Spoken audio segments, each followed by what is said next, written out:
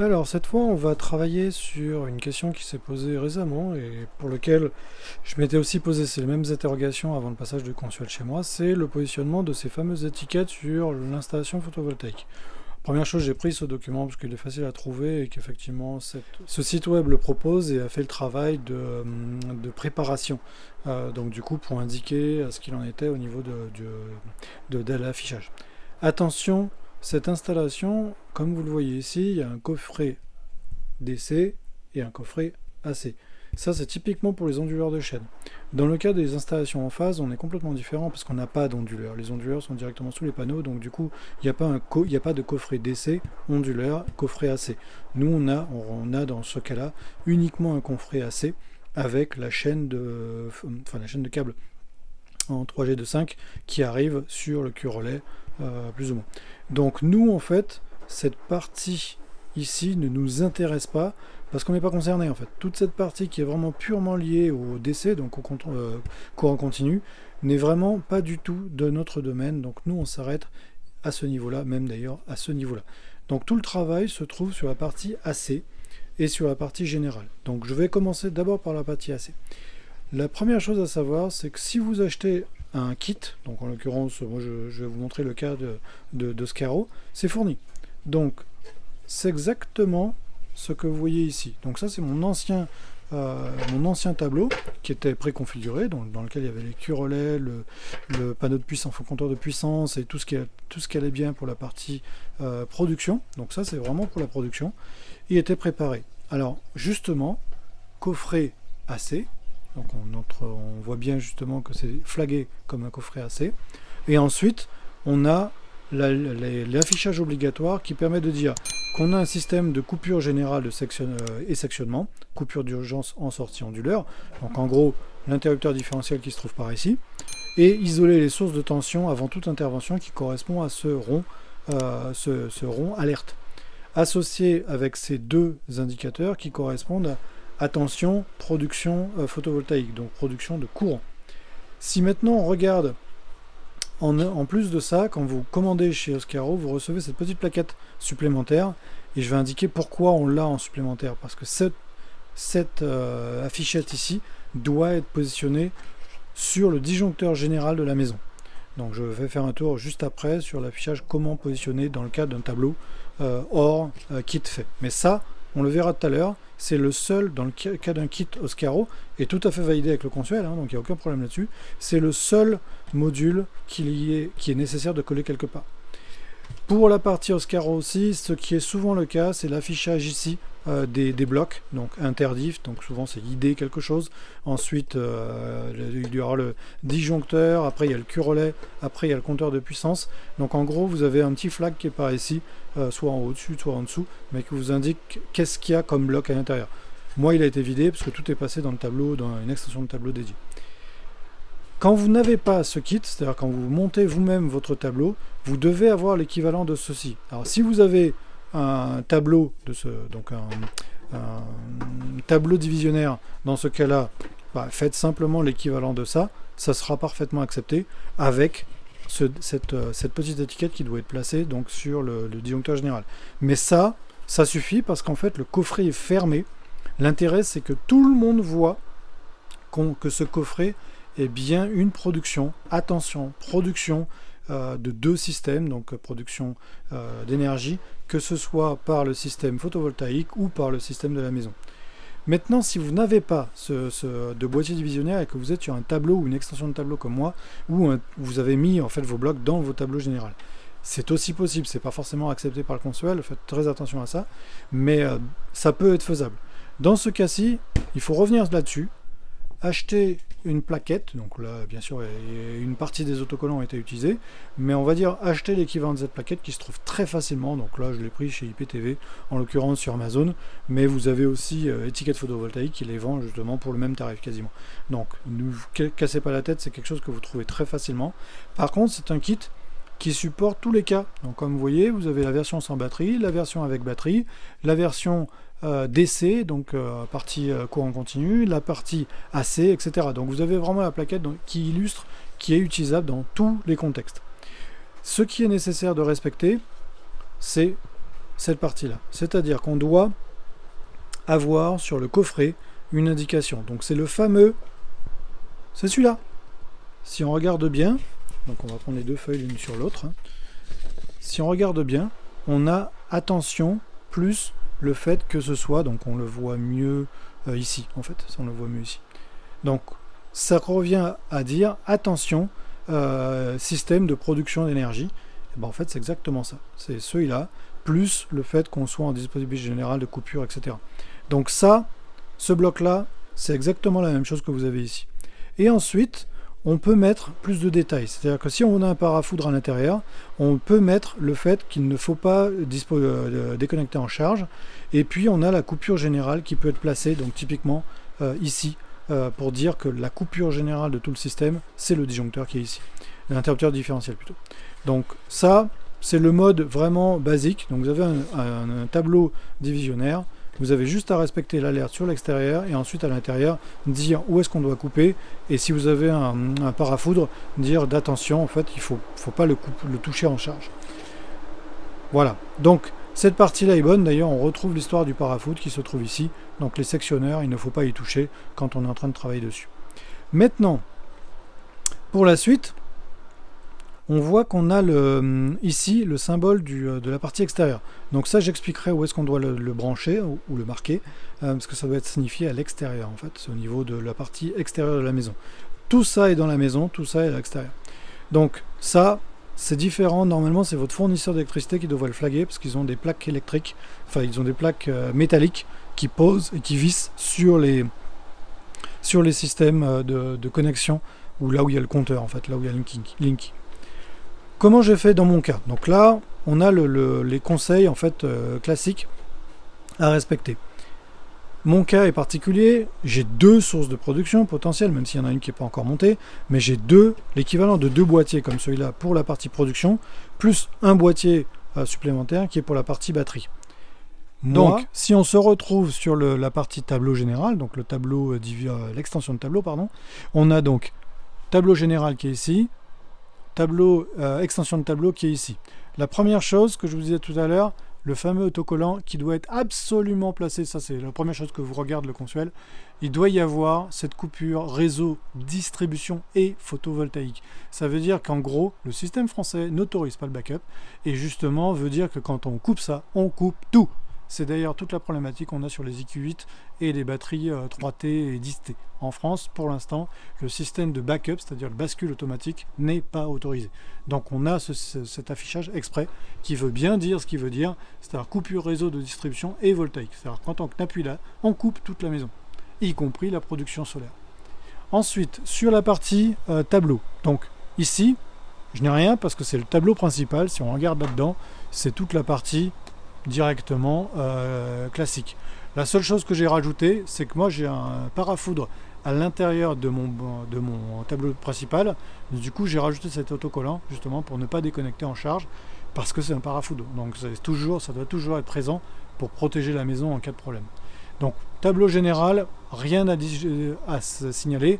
Soit dit en passant, ici étaient les deux disjoncteurs qui étaient relatifs à l'ancien mode d'installation, c'est-à-dire la partie production et la partie batterie qui devait ici, ou l'inverse. Ouais.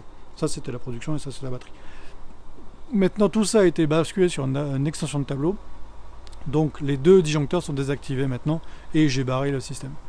Alors, si maintenant on fait le zoom sur la partie tableau, extension de tableau, la première chose à signaler c'est que ce tableau concentre toute la partie photovoltaïque. Ça doit être signalé. Donc ça veut dire que ce tableau, justement, attention, on a la production, présence de deux tensions, sources de tension, que ce soit photovoltaïque et distribution. Donc isoler les sources en cas d'intervention. Ça doit être mis sur l'extérieur. On doit le voir de l'extérieur avant d'ouvrir le tableau. Pour être sûr que quelqu'un, un électricien ou qui que ce soit arrive dans la maison et doit intervenir, il sache tout de suite qu'il y a quelque chose qui se passe dans ce tableau. Parce que le tableau est fermé en temps normal. Ensuite on ouvre. Et c'est là qu'on va arriver sur le phénomène un peu arbre de Noël. Tout simplement parce que mon installation est un peu plus compliquée. La première chose à voir, c'est qu'il faut absolument identifier vos objets, ou du moins ce qui tourne. Moi, il y a des trucs qui ne tournent pas, donc du coup, ils ne sont pas identifiés. C'est-à-dire que j'ai rien derrière, j'ai pas de câblage. C'est la préparation de la suite. Par contre, l'envoy est ici. le parafoudre est ici. Donc là, on retrouve la fameuse étiquette qui est liée au parafoudre. Donc là, c'est normal. Ensuite, on descend. Là, on est sur l'utilisation, on va dire, d'extérieur. Donc pour l'instant, c'est pas utilisé, mais on va dire, on a les interrupteurs différentiels. Donc en gros, ce qui est utilisé est flagué. Ensuite, on arrive sur la partie photovoltaïque. Alors, j'ai essayé de séparer, c'est-à-dire de dire, ce qui est sur le haut, c'est l'utilisation classique, extérieur, intérieur, mais vraiment rien de sorcier et pas dédié photovoltaïque. Et à partir de là, on arrive, donc moi je l'ai mis avec une une séparation verte, mais on arrive sur le photovoltaïque. Qu'est-ce qu'on retrouve? Système, sectionnement général et installation photovoltaïque. C'est-à-dire que dans mon cas, simplement en coupant ça, je coupe toute la partie photovoltaïque. C'est-à-dire les trois parties sont coupées. Batterie, production M215 et production future IQ7. Donc ça déjà, en termes de sécurité, c'est l'idéal parce que vous savez tout de suite ce que vous devez... donc quand vous expliquez l'installation de la maison à quelqu'un ou à une location, etc., vous savez tout de suite, ça, si vous avez en urgence besoin de tout couper, vous coupez celui-là, tout s'éteint. Ensuite, on a la partie qui alerte ce que c'est. Donc là, production photovoltaïque, coupure et stockage batterie. Parce qu'en fait, j'ai les trois disjoncteurs qui correspondent aux IQ7, au M215 et à la batterie. Donc là, en fait, on est bien sur de la production et du stockage. C'est pour ça que cette étiquette, en fait, elle est intéressante dans ce contexte-là, parce qu'elle va identifier les deux, production et stockage. Ensuite, on va chercher qu'est-ce qui est coupure d'urgence. Dans mon cas précis, là, je suis en production. Production, c'est vraiment, quand il faut les couper chacun, en fait, il faut savoir quel disjoncteur c'est. Donc moi, j'ai repris justement cette petite étiquette pour dire que cet interrupteur différentiel est la coupure d'urgence pour la production. Et ensuite, le signalétique nous dit ce que c'est le MD115. On a aussi production, donc coupure photovoltaïque. Bon, dans ce cas-là, j'avais une étiquette qui avait la batterie, mais ce n'est pas nécessaire, il faudrait uniquement celle-là. Quoi qu'il en soit, l'intérêt, c'est de savoir que ça coupe. Okay, on parle toujours, on pourrait mettre au niveau de disjoncteur ou de l'interrupteur différentiel, les deux faisant la même chose, c'est-à-dire que c'est des sectionneurs. Dans le cas où il y a un problème, en fait, vous le coupez ici ou vous le coupez là, ça coupe de toute façon ce qui est en amont, et ce qui est en amont, c'est la partie production. Donc moi, je préfère symboliser tout de suite l'interrupteur différentiel, mais il est vrai que on pourrait le mettre aussi sur le disjoncteur. La différence principale, c'est dans certains cas, vous avez des personnes qui mettent un seul interrupteur différentiel et ensuite mettent plusieurs disjoncteurs, donc souvent deux, pour mettre deux chaînes, c'est-à-dire qu'ils vont avoir l'interrupteur différentiel 1 et l'interrupteur différentiel le disjoncteur 1 et le disjoncteur 2 qui vont aller sur la ligne de production 1 et la ligne de production 2. Donc ils vont avoir un seul contrôle interdifférentiel pour deux lignes photovoltaïques. Dans mon cas, j'ai préféré séparer complètement, c'est-à-dire que j'ai une ligne pour les M215, une ligne complète pour les IQ7, et ensuite la ligne pour les batteries. Donc du coup, moi, je suis vraiment isolé, chaque ligne est isolable et coupable sans impact sur les autres. Ce n'est pas forcément le cas de tout le monde. Donc toujours est-il, coupure d'urgence. Ensuite, on symbolise qu'on est sur du photovoltaïque, et on revient sur celui d'en dessous, donc là on est sur la ligne des IQ7, coupure d'urgence, production photovoltaïque. Et le dernier, justement, c'est coupure batterie. Donc on se met directement au niveau des interrupteurs différentiels ou du disjoncteur, et on est vraiment sur la ligne qui correspond aux batteries. Donc, globalement, après je verrai, je pense que je respecte la réglementation sur le consuel. Ça fait même un peu limite arbre de Noël, mais globalement, l'intérêt, c'est que le consuel, ce qu'il veut, c'est que les personnes dans la maison soient sécurisées. D'où le fait qu'il passe beaucoup de temps sur le test de terre, donc le test de masse, c'est-à-dire vérifier que la terre et l'écu potentiel est valide dans la maison. Ça, c'est la première chose qui valide. La deuxième chose qui valide, c'est la signalétique.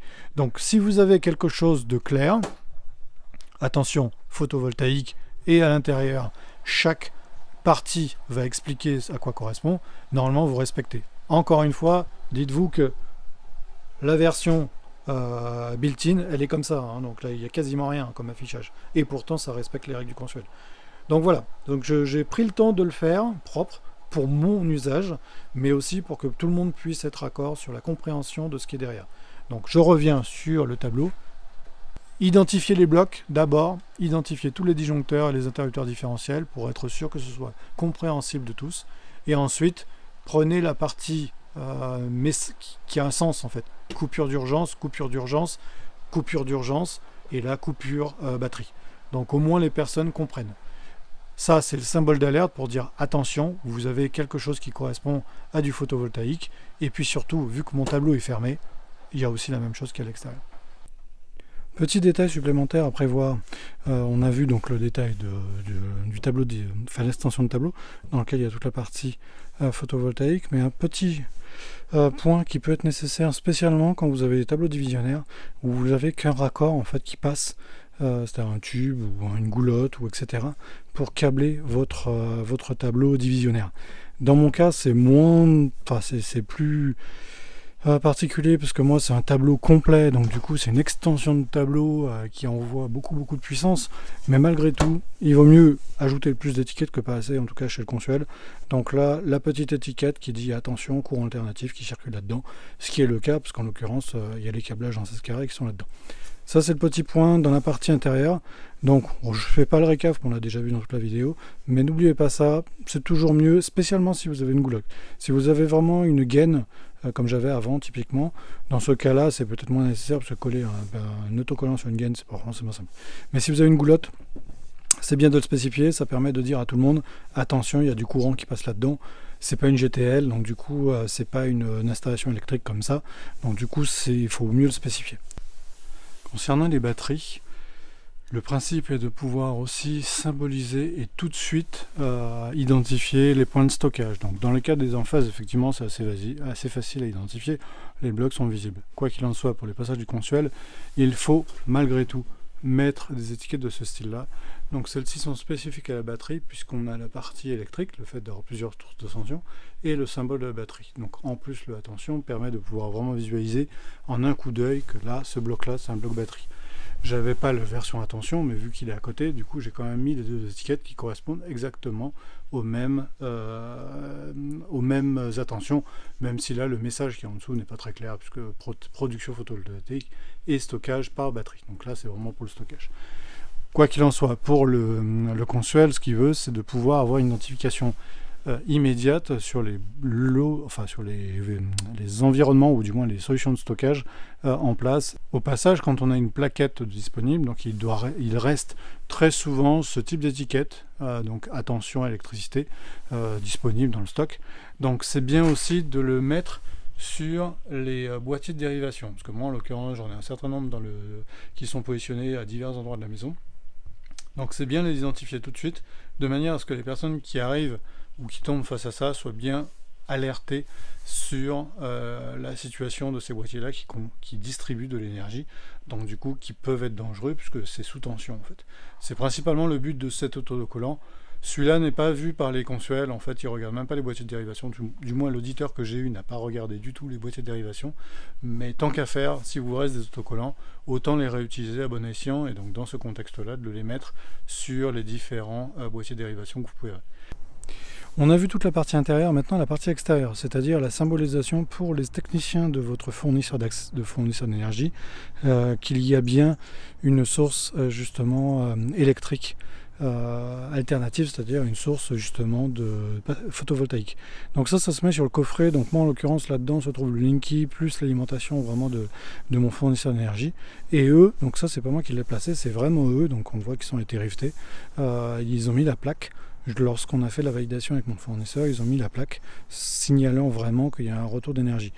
Il est extrêmement déconseillé de le faire soi-même, ça, à voir si vraiment votre Enedis ou votre fournisseur ne vient pas, dans ce cas-là vous pouvez le faire, mais en général c'est eux qui ont la main là-dessus, ça ne vous appartient pas. Ces blocs-là ne vous appartiennent en aucune manière, tout ce qui est dedans appartient au fournisseur d'énergie. Donc le mieux c'est que ce soit eux qui le fassent là-dessus. Voilà en tout cas la partie signalétique qui est à mettre justement pour la validation du Consuel. Pour info, le Consuel ne regarde pas ça, parce que ça n'appartient pas à la maison, ça n'est à faire que la partie fournisseur d'énergie. Voilà, donc on a fait le tour de toutes les étiquettes possibles et imaginables, intérieur, extérieur, stockage et production, ainsi que les tableaux divisionnaires et les disjoncteurs, interrupteurs, différentiels, etc. Donc je pense que là on est à peu près bon, donc je vous laisse valider déjà ça dans votre contexte avant le passage du Consuel. De toute manière, la bonne technique aussi est d'en garder une de dispo avec, tant qu'à faire, vous en avez une deuxième plaquette neuve, comme ça lors du passage du Consuel, très souvent ils sont assez ouverts, donc vous pouvez mettre les étiquettes en direct avec lui, donc ils sont pas là-dessus, c'est pas un point vraiment bloquant quoi qu'il en soit. Pour info, moi, lorsqu'ils sont passés, il y avait 0 étiquette. Aussi, il y avait peut-être celle des boîtiers divisionnaires, mais c'était vraiment très limité. Et donc, du coup, on a commandé ensemble la plaquette et il m'a indiqué lesquels mettre à quel endroit. Donc, ils sont rarement très pénibles avec l'histoire des autocollants. C'est pas leur point le plus bloquant, en fait. C'est mieux d'avoir des alertes, mais ils vont lever une alerte et après, vous aurez simplement à déclarer sur l'honneur, comme quoi selon lequel vous avez fixé le manque. Donc vous avez mis les autocollants là où il était indiqué de les mettre. Mais c'est rarement soumis à une revisite.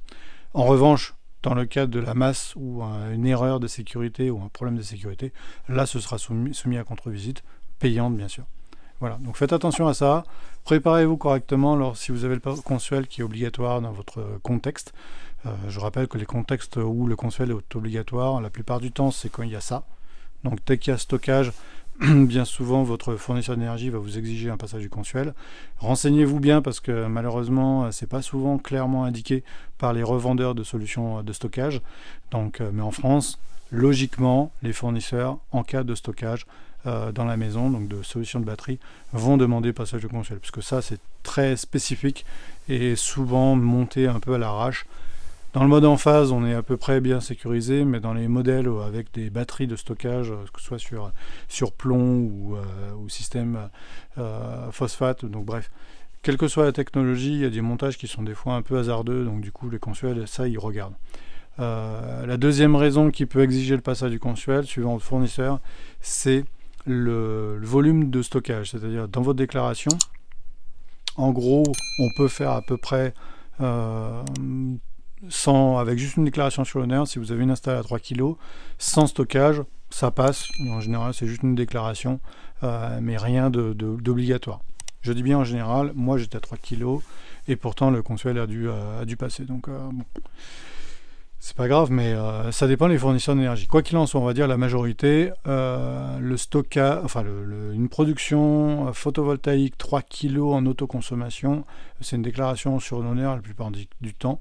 En revanche, si vous passez cette production pour passer à du 6 kg, la plupart du temps, là on vous demande un passage de consuel. Pour une raison simple, c'est que dans les environnements monophasés en France, la limitation est à 6 kg. C'est-à-dire on ne peut pas monter à plus de 6 kg en export, sinon ça crée des problèmes de surtension sur les lignes en amont, donc du coup les producteurs n'aiment pas du tout ça. Donc au-dessus de 3 kg, donc jusqu'à 6, justement le passage du consuel est obligatoire. Vous pouvez avoir plus que 6 kg, c'est pas conseillé, mais c'est possible. Par contre, si vous avez plus que 6 kg en capacité de production, il va falloir brider votre